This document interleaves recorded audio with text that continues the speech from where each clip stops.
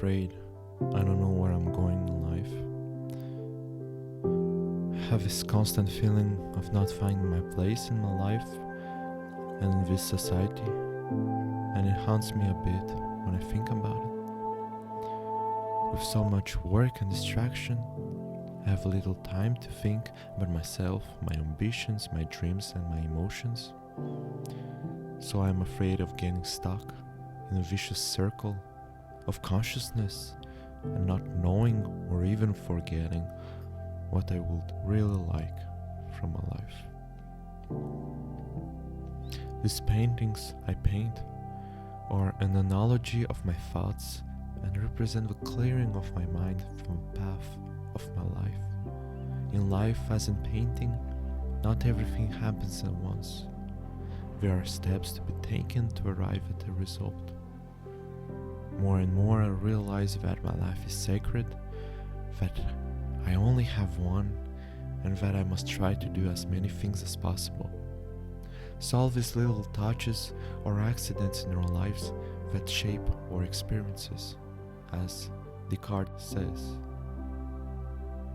So I should pay less attention to what I lack, but rather to what I already have. I think I should think about my life in the same way that I think about it when I paint. For example, when I paint, I don't think directly about the past or the future. I'm rather in the present, even if I let my emotions express themselves. I don't need to know my life's mission to be in the moment. I can also use my past to understand what feeds me deeply and which will explain why I arrived at this fear. It is through my knowledge of the past that I can define what is important to me, and so can I have some power and control over my decisions and thoughts.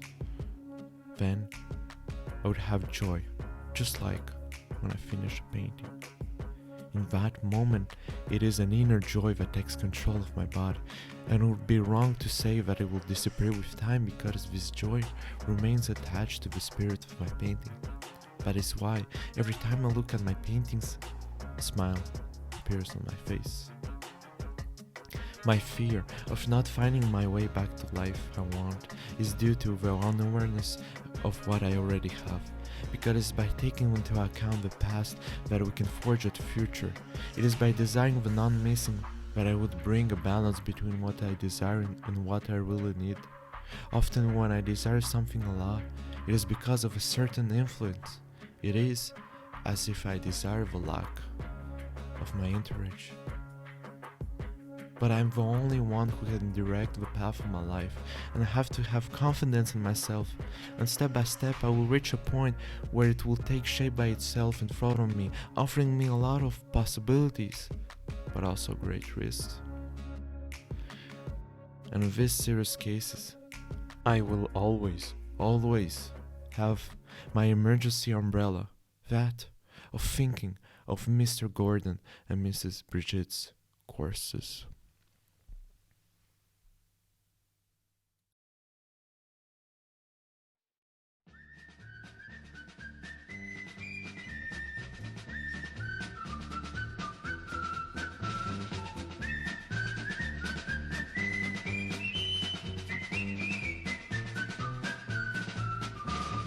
La la la la la la la.